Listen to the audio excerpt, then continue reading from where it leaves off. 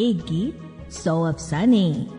Radio playback India लेकर आता है हर हफ्ते हिंदी फिल्मों के किसी एक गीत से जुड़े कुछ मजेदार किस्से, कुछ रोचक कहानियां।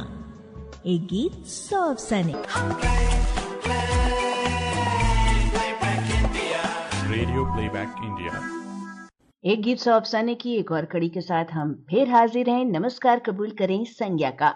फिल्म और गैर फिल्मी संगीत की रचना प्रक्रिया और उनके विभिन्न पहलुओं से संबंधित रोचक प्रसंगों, दिलचस्प किस्सों और यादगार घटनाओं को समेटने वाला स्तंभ है रेडियो प्लेबैक इंडिया का ये साप्ताहिक स्तंभ, एक गीत 100 अफसाने।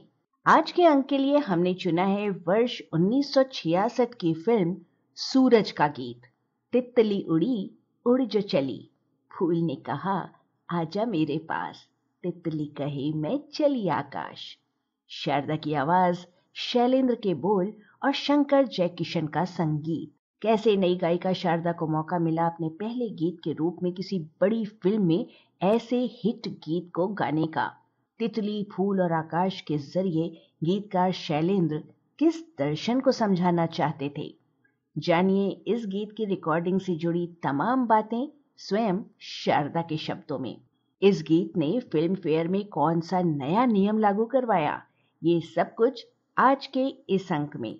शोध और आलेख सुजॉय चैटर्जी का, और आज इसकी प्रस्तुति कर रही हैं शुभ्रा ठाकुर। पार्श्व गायिका शारदा जी के निधन से फिल्म संगीत के सुनहरे दौर के आकाश का एक और सुरीला सितारा अस्त हो गया।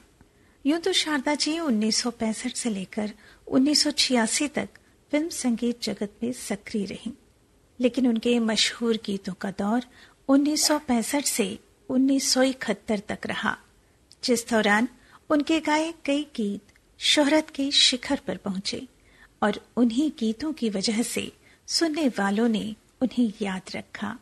और आज भी उन गिने चुने हिट गीतों को लोग बड़े चाव से सुनते हैं। अब शारदा जी नहीं रहीं, लेकिन उनके बाद भी उनके गाए उन दिलकश गीतों का सदाबहार दौर यूं ही जारी रहेगा। उनके गाए उन हिट गीतों में से हमने चुना है फिल्म सूरज का एक गीत, जिसकी विस्तृत समीक्षा हम आज के इस अंक में करने जा रहे हैं। फिल्म सूरज 1966 में प्रदर्शित हुई थी।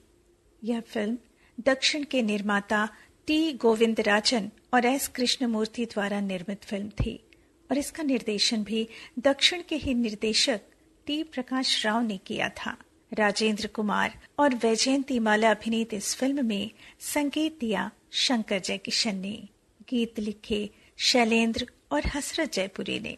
दोस्तों, ये वो दौर था जब रॉयल्टी इशू से उत्पन्न मनमुटाव की वजह से लता जी और रफी साहब साथ में नहीं गा रहे थे। इसलिए इस फिल्म के 3 युगल गीतों के लिए रफी साहब के साथ आशा भोसले और सुमन कल्याणपुर की आवाजें ली गई। इन 3 गीतों के अलावा फिल्म में 4 एकल गीत भी थे, जिनमें से 2 पुरुष कंठ में और 2 महिला कंठ में रिकॉर्ड होने वाले थे। पुरुष एकल गीतों के लिए तो रफी साहब थे ही, लेकिन फीमेल सोलोस के लिए न तो लता जी की आवाज ली गई, न आशा जी की, और न ही सुमन जी की। आवाज ली गई एक नई आवाज, जिसका नाम था शारदा राजन अयंगार, जो शारदा के नाम से प्रसिद्ध हुई। कैसे मिला नई गायिका शारदा को इस फिल्म में 2 गीत गाने का मौका? हुआ यूं कि तमिलनाडु के कुंभकोणम में जन्मी शारदा 12 वर्ष की आयु में अपने पिता की नौकरी के स्थानांतरण की वजह से तेहरान चली गई थी। बचपन से संगीत का शौक, गले में सुर और घर पर धार्मिक वातावरण होने की वजह से वो संगीतमय वातावरण में बड़ी होने लगी थी, और हिंदी फिल्मी गीतों से अत्यधिक लगाव के कारण वो भी एक दिन प्लेबैक सिंगर बनना चाहती थी। यही सपना आंखों में लिए उन्हें भारत छोड़ तेहरान जाकर बसना पड़ा। पर कहते हैं ना, किस्मत को कुछ और ही मंजूर था। तेहरान में शारदा जी जलसों में और बड़ी पार्टियों में गाया करती थीं। एक बार उन्हें एक ऐसी ही पार्टी में गाने का मौका मिला, जो शोमैन राज कपूर साहब के ऑनर में आयोजित की गई थी। शारदा जी की अनोखी और बिल्कुल अलग हटकर आवाज की तरफ राज साहब भी आकर्षित हुए बिना नहीं रह सके और उन्होंने शारदा जी को ये सलाह दी कि मुंबई आकर फिल्म संगीत में अपनी किस्मत आजमाएं। वर्ष 1959 में 21 वर्षीय शारदा पहुंच गईं मुंबई। कपूर परिवार के सदस्यों के सामने उन्होंने गाने गाए। सभी को उनकी आवाज बहुत पसंद आई। राज कपूर ने उन्हें शंकर जयकिशन के पास भेज दिया, आगे की फॉर्मेलिटीज के लिए, इस वादे के साथ कि वो शारदा को अपनी फिल्म में गाने जरूर गवाएंगे। इस तरह से शंकर जयकिशन से मिलने के बाद शारदा जी की विधिवत संगीत शिक्षा आरंभ हुई। पंडित जगन्नाथ प्रसाद, पंडित लक्ष्मण प्रसाद और विदुषी निर्मला देवी से उन्होंने संगीत की तालीम ली। उनकी तालीम 1964 की राज कपूर की फिल्म संगम के बनने तक पूरी नहीं हुई थी, इसलिए उनसे उस फिल्म में कोई गीत गवाया ना जा सका। इसके बाद राज कपूर अपनी महत्वाकांक्षी फिल्म मेरा नाम जोकर प्लान करने लगे, लेकिन वह 1970 में बनकर पूरी होनी थी। उधर शंकर जयकिशन में से शंकर जी को शारदा की आवाज बहुत पसंद थी, इसलिए उन्होंने मेरा नाम जोकर की प्रतीक्षा किए बगैर उनसे अपनी अगली 2 फिल्मों गुमनाम और सूरज में गीत गवाने का फैसला कर लिया। हालांकि गुमनाम पहले रिलीज हुई थी, पर शारदा जी का गाया पहला गाना फिल्म सूरज का तितली उड़ी ये गीत था। फिल्म के निर्माता और निर्देशक दक्षिण भारत से होने की वजह से शारदा जी के गीत गाने से उन्हें कोई आपत्ति भी नहीं हुई, बल्कि उन्हें खुशी हुई। और इस प्रकार फिल्म सूरज में शारदा जी की आवाज में 2 गीत रिकॉर्ड हुए, तितली उड़ी उड़ जो चली और देखो मेरा दिल मचल गया। आज केवल पहले गीत की बातें। विविध भारती से प्रसारित उजाले उनकी यादों के कार्यक्रम में वर्ष 2009 में शारदा जी से एक लंबा साक्षात्कार लिया गया था, जिसमें उन्होंने तितली उड़ी गीत से संबंधित बहुत सारी बातें बताई थी और उन्हीं को हम आज यहाँ प्रस्तुत कर रहे हैं।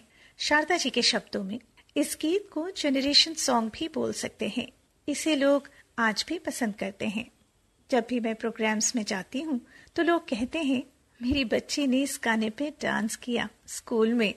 किसी ने मुझसे पूरा लिरिक्स मंगवाया कि मेरी बच्ची को चाहिए। ये बहुत आश्चर्य की बात है कि इतने सिंपल गीत को इतनी कामयाबी मिली। ना तो इसमें कोई रोमांटिक सीन था, ना कोई डांस। बस एक घोड़ा गाड़ी में जा रही है राजकुमारी और वो गा रही है। पता नहीं इस गाने में ऐसा क्या है जो अब तक लोगों को आकर्षित कर रहा है। आगे शारदा जी ने बताया कि उन्होंने इस गीत को लेकर काफी शोध किया था और अचानक उन्हें एक ऐसा एहसास हुआ कि उनके लिए इस गाने का अर्थ ही बदल गया। शारदा जी ने आखिर ढूंढ ही लिया कि शैलेंद्र जी के लिखे इस गीत में कौन सा दर्शन छुपा हुआ है, क्योंकि शैलेंद्र जी अपने हर गीत में कोई न कोई गहरी बात बड़ी आसानी से कह जाते थे। इस गीत के साथ भी ऐसा ही था, जिसकी खोज शारदा जी ने कर ही ली। बात कुछ ऐसी है कि आत्मा एक पक्षी या तितली की तरह है। आत्मा अपने उच्च की ओर जाना चाहता है, यानी वह मोक्ष प्राप्त करना चाहता है, लेकिन उसके रास्ते के बाधक हैं इस संसार की तमाम मोहमाया। आत्मा रूपी तितली अपने उच्च यानी आकाश में विलीन होना चाहती है, लेकिन धरती की तमाम माया रूपी रंग बिरंगे फूल उस तितली को अपनी ओर आकृष्ट कर रहे हैं, उसे जमीन पर खींचना चाहते हैं। तितली उड़ी उड़ जो चली, फूल कहा आजा मेरे पास, तितली कहे मैं चली आकाश। इस तरह से इस गीत के 2 पक्ष बनते हैं। एक पक्ष है इसका शाब्दिक पक्ष, जिसके जरिए राजकुमारी अपने आप को तितली कहती हुई अपना भाव बढ़ा रही है, और इसका दूसरा पक्ष आध्यात्मिक है, जिसमें आत्मा, मोक्ष और माया की बातें हैं। अब आते हैं इस गीत की रिकॉर्डिंग से जुड़ी यादों पर। शारदा जी बताती हैं कि इस गाने की रिकॉर्डिंग मुंबई के फेमस स्टूडियोज में हुई थी। 100 से 150 साजिंदे बैठे हुए थे। उनमें वायलिन ही कुछ 50-60 होंगे। वायलिन में भी 2-3 विभाग थे, एक मेलोडी का, एक काउंटर पार्ट और एक काउंटर पार्ट ओब्लिगातो। वॉयलिन्स के साथ चेलो, डबल बेस होता था। फिर उसके बाद मेन सेक्शन और रिदम सेक्शन। कुछ 15-20 साजिंदे रिदम सेक्शन में बैठे थे और रिदम कंट्रोलर अलग होता था। म्यूजिक के लिए अलग म्यूजिक असिस्टेंट और सिंगर के लिए अलग। सिंगर को बहुत ख्याल रखना पड़ता था कि कोई भी गलती ना हो। बहुत सारे लोग भी आते थे, प्रेस आती थी, प्रोड्यूसर डायरेक्टर आते थे, कभी कभी स्टार्स भी आते थे, गीतकार आते थे। तितली उड़ी की रिकॉर्डिंग पर राजेंद्र कुमार और तमाम डिस्ट्रीब्यूटर्स भी आए हुए थे। आखिर सबको पसंद आनी चाहिए। जब शारदा जी से ये पूछा गया कि फिर तो रिकॉर्डिंग का माहौल स्टेज शो जैसा बन पड़ा होगा, इस पर उन्होंने कहा कि स्टेज शो में जब आप लाइव गा रहे होते हैं तब सब कुछ एक्सेप्ट हो जाता है, रिकॉर्डिंग में नहीं होता। इधर साउंड रिकॉर्डिस्ट आकर कहेंगे कि सांस सुनाई दे रही है, उसे कंट्रोल कीजिए। फिर गीतकार कहेंगे ये शब्द सही नहीं आया, संगीतकार आकर कहेंगे कि इधर सुर का ध्यान रखो। फिर डायरेक्टर कहेंगे कि यहाँ एक्सप्रेशन सही नहीं लग रहा। इस तरह से कितनी ही बातों का ध्यान रखना पड़ता था। इस बात पर जब शारदा जी से ये पूछा गया कि तितली उड़ी के समय उन्हें कितनी घबराहट हुई थी, उन्होंने बताया कि रिकॉर्डिंग कैसे हो गई उन्हें पता ही नहीं चला। इसका सारा क्रेडिट शंकर जयकिशन को देते हुए उन्होंने कहा कि शंकर जी, जयकिशन जी दोनों थे, तो दोनों मुझे उठाकर आसमान में लेकर गए। ऐसा लग रहा था कि मैं पंछी की तरह हवा में उड़ रही हूँ। शारदा जी को इस बात का अनुमान भी नहीं था कि ये गीत कामयाबी की इतनी बुलंदियां पार कर जाएगा, लेकिन शंकर जी को इसका आभास था कि गाना हिट होगा। जब शारदा जी ने उनसे पूछा कि उन्हें कैसे मालूम, तो शंकर जी का जवाब था, हम लोगों ने झक नहीं मारा इतने सालों तक इंडस्ट्री में, हम लोग बोल के गाना हिट करवा के दिखा देते हैं। इस गीत की बारीकियों के बारे में शारदा जी ने कहा कि तितली शब्द तो एक खास तरीके से उन्होंने गाया, तितली के बजाय उन्होंने तितली गाया। ये सब छोटी छोटी बातें गाने को एक अलग मुकाम तक लेकर जाती हैं। इस गीत को बेशुमार मोहब्बत श्रोताओं की मिली और आज भी मिल रही है। उस साल बिनाका गीतमाला के वार्षिक कार्यक्रम में 21वीं पायदान पर ये गीत रहा और इसे फिल्म का रफी साहब का गाया हुआ गाना बहारों फूल बरसाओ सरताज गीत यानी चोटी का गीत बना। फिल्म फेयर पुरस्कारों में उन दिनों मेल फीमेल प्लेबैक सिंगर्स के लिए केवल एक कॉमन पुरस्कार हुआ करता था। अब हुआ यूं कि बहारों फूल बरसाओ और तितली उड़ी को समान संख्या में वोट्स मिले। फिल्म फेयर वाले तो दुविधा में पड़ गए कि अब क्या किया जाए। तय हुआ कि बेस्ट प्लेबैक सिंगर का अवार्ड रफी साहब को दिया जाए और शारदा जी को एक स्पेशल अवार्ड से सम्मानित किया जाए। और इस तरह से फिल्म फेयर पुरस्कारों में अगले साल से मेल और फीमेल प्लेबैक के लिए 2 अलग पुरस्कार दिए जाने की घोषणा हुई। फिर इसके बाद 1969 से लेकर 1972 तक लगातार शारदा जी के गायक गीतों के नॉमिनेशंस फिल्म फेयर अवार्ड्स में हुए और 1971 में उन्हें जहां प्यार मिले फिल्म के गीत बात जरा है आपस की, इसके लिए पुरस्कार प्राप्त हुआ। दौड़ में शामिल थे लता जी के गाए 2 रास्ते फिल्म का बिंदिया चमकेगी और जॉनी मेरा नाम फिल्म का ओ बाबुल प्यारे। इसी के साथ लता जी ने यह घोषणा कर दी कि वे अब आगे से फिल्म फेयर पुरस्कार स्वीकार नहीं करेंगी। तो दोस्तों, यहाँ आकर पूरी होती है तितली उड़ी की कहानी। शारदा जी के गाए गिने चुने गाने यूं ही हमें गुदगुदाते रहेंगे। उनकी खनकती और अनोखी आवाज और अंदाज का जादू यूं ही दशकों तक बरकरार रहेगा। अब आज के लिए हमें दीजिए इजाजत। नमस्कार। तो दोस्तों, यहाँ आकर पूरी होती है तितली उड़ी की कहानी। शारदा जी के गाए गिने चुने गाने यूं ही हमें गुदगुदाते रहेंगे। उनकी खनकती और अनोखी आवाज और अंदाज का जादू यूं ही दशकों तक बरकरार रहेगा। अब आज के लिए हमें दीजिए इजाजत। नमस्कार। एक गीत 100 अफसाने।